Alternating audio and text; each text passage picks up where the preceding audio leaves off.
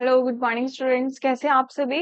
I hope सभी अच्छे से होंगे। स्टूडेंट्स, आज हम पढ़ेंगे क्लास 6 की साइंस बुक का 7 चैप्टर विच इज जंतु रूप तथा कार्य के बारे में। जंतु रूप तथा कार्य। चलिए स्टार्ट करते हैं। हम सभी जानते हैं कि सजीव प्राणी कोशिका नामक संरचनात्मक इकाई से मिलकर बने होते हैं। विभिन्न कार्यों के लिए इन कोशिकाओं की संरचना तथा कार्य विशेष प्रकार की होती हैं। कोशिकाएं एक दूसरे के साथ मिलकर ऊतक बनाती हैं। कई ऊतक मिलकर अंग बनाते हैं तथा कई अंग मिलकर अंग तंत्र का निर्माण करते हैं। हमारा शरीर भी कई तंत्रों से मिलकर बना है।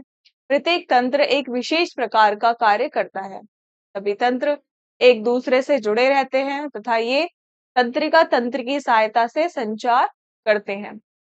हमारे शरीर में कई प्रकार के अंग तंत्र हैं। ये नीचे की सारणी में आपको दिए गए हैं। यहाँ पर आपको समझाया जाएगा सारणी के माध्यम से। इस अध्याय में हम मानव तथा कुछ अन्य जंतुओं के कंकाल तंत्र, जिसमें कुछ कशेरुकी तथा कुछ अकशेरुकी है, उनके विषय में पढ़ेंगे। मानव कंकाल तंत्र की बात करते हैं। जंतु अथवा मानव शरीर को सहारा प्रदान करने वाले अस्थि तथा उपास्थि से बने ढांचे कंकाल तंत्र कहलाते हैं। जब आप पैदा हुए थे तब आपके कंकाल में लगभग 350 हड्डियां थीं और वयस्क होने तक, जैसे जैसे आप बड़े बड़े होने के बाद आपके शरीर में लगभग 206 हड्डियां ही रह जाती हैं।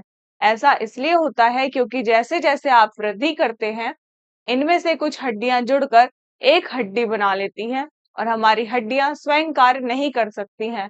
हड्डियां जुड़कर संधियां बनाती हैं और प्रत्येक हड्डी एक कठोर, चिकने तथा चमकदार पदार्थ के द्वारा ढकी रहती है, जिससे उपास्थि कहते हैं। और उपास्थि द्वारा ढके हड्डी के सिरे एक दूसरे से चिकनी पदार्थ के कारण अलग रहते हैं। हमारी हड्डियां एक दूसरे से एक फैली पट्टिका अस्थिबंध अस्थिबंध से जुड़ी रहती हैं और ये ऊतक हड्डियों को अपनी स्थिति पर बनाए रखते हैं।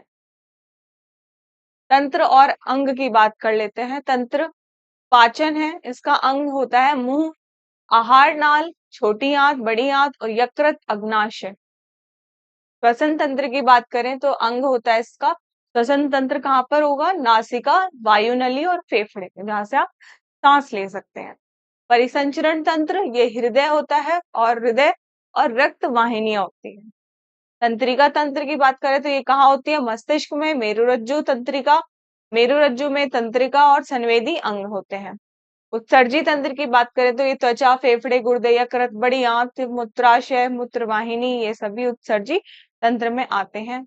प्रजनन तंत्र की बात करें तो इसमें अंडाशय और वृषण होता है।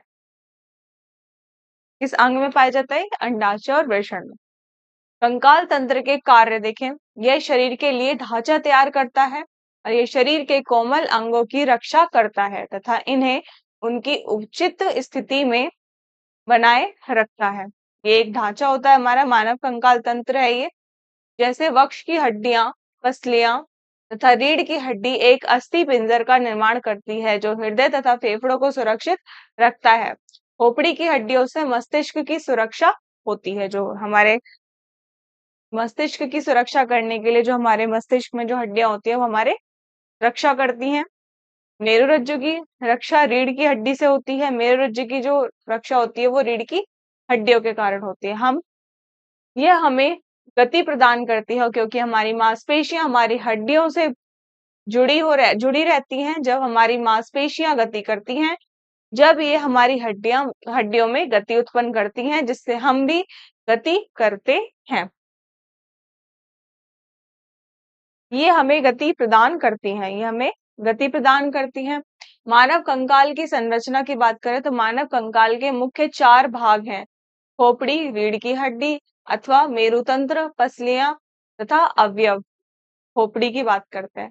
खोपड़ी अस्थियों का ढांचा है जो हमारे मस्तिष्क की रक्षा करती हैं। खोपड़ी चेहरे की हड्डियों को सहारा प्रदान करती हैं तथा मस्तिष्क की घात से रक्षा करती हैं। और खोपड़ी के मुख्य 2 भाग होते हैं। एक कपाल, ये खोपड़ी का वह भाग है जो मस्तिष्क को एक बड़ी गुहा, कपालीय तहखाना में रखता है तथा उसकी रक्षा करता है। चेहरे की हड्डी की बात करें तो चेहरे की हड्डी में ऊपर तथा नीचे का जो जबड़ा होता है वो तथा कुछ अन्य हड्डियां होती हैं, जैसे निचला जबड़ा, ये गतिशील होता है। निचले जबड़े की जो गतिशीलता के कारण हम भोजन खाते हैं और खाते, गाते तथा बोलते हैं। मेरुदंड अथवा रीढ़ की हड्डी की बात करें तो मेरुदंड या कशेरु की स्तंभ तो खोपड़ी के आधार से कूल्हों तक फैली रहती हैं और मेरुदंड वस्तुतः छोटी छोटी 33 अस्थियों में मिलकर बना होता है, जिन्हें कशेरुकाएं कहते हैं। कशेरुकाएं मेरुदंड की अस्थियां होती हैं। ये एक साथ जुड़कर पूरे शरीर को सहारा प्रदान करती हैं। प्रत्येक कशेरु की अस्थि का अग्र तथा पश्च भाग होता है। अग्र भाग को कशेरु की शरीर कहते हैं। मेरुरज्जु तंत्रिकाओं का समूह होता है जो मस्तिष्क तथा शरीर के मध्य सूचनाएं प्रदान करता है। मेरुरज्जु में 5 क्षेत्र होते हैं। ऊपर से प्रारंभ करते हुए ये क्षेत्र निम्न निम्न होते हैं, जैसे गर्दन, फिर वक्ष, फिर पेट, फिर नितंब और फिर पूंछ। इस तरह से आता है। वक्षास्थि, देखिए वक्षास्थि क्या होते हैं? ये पसलियां हैं, ये पसलियां, ये वक्षस्थि और ये प्लावी पसलियां। तो वक्षस्थियां शंकु रूपी अस्थि पिंजर का निर्माण करती हैं। पिंजर की दीर्घावर्ता अस्थियां पसलियां कहलाती हैं और इनमें इसमें 24 अस्थियां होती हैं जो 12 जोड़ों में व्यवस्थित होती हैं और इन पसलियों की 10 जोड़ी हड्डियां वक्ष अस्थि से आगे की ओर उपास्थित की सहायता से जुड़ी होती हैं। पसलियों की विशेष 2 जोड़ी अस्थियां प्लावी पसलियां कहलाती हैं। प्लावी पसलियां आभासी तथा वास्तविक पसलियों से छोटी होती हैं और ये पीछे की ओर मेरुरज्जु से जुड़ी होती हैं, परंतु आगे की ओर अन्य किसी से जुड़ी नहीं होती। पसलियां हृदय तथा फेफड़ों को घात पहुंचने से रक्षा करती हैं। कंधे की अस्थियों की बात करें तो कंधे में 2 अस्थियां होती हैं, हंसली तथा स्कंधास्थि। हंसली ऊपर की भुजा से धड़ द्वारा जुड़ी होती है। स्कंधास्थि एक बड़ी त्रिभुजाकार चपटी हड्डी है जो पिंजर के पीछे की ओर स्थित होती है। नितंब अस्थि की बात कर लेते हैं स्टूडेंट्स। ये है स्कंद मेखला। नितंब अस्थि की करें तो नितंब अस्थि का निर्माण 3 अस्थियों के संयोजन से होता है। कूल्हे नितंब अस्थियां मेरुदंड के पुच्छ भाग के साथ मिलकर एक बड़ा अस्थि बनाते हैं जिसे श्रेणी कहते हैं और ये नितंब एवं पैर की अस्थियां हैं।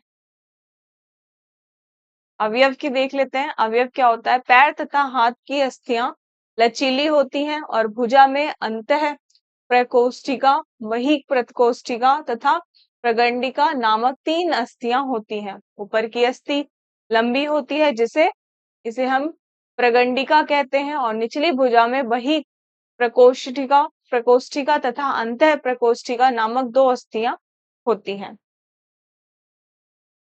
पैर की मुख्य अस्थियां पूर्व स्थित जाह्नविका, वही जंगिका तथा अंतरजंगिका है और मनुष्य के शरीर की सबसे लंबी तथा सुदृढ़ अस्थि जंगा अस्थि होती है।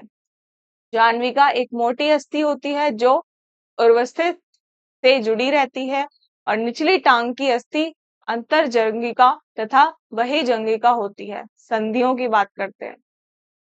संधियां क्या होती हैं? आप पहले ही जान चुके हैं कि मानव कंकाल में 206 अस्थियां होती हैं। कई स्थानों पर 2 अथवा अधिक अस्थियां मिलती हैं।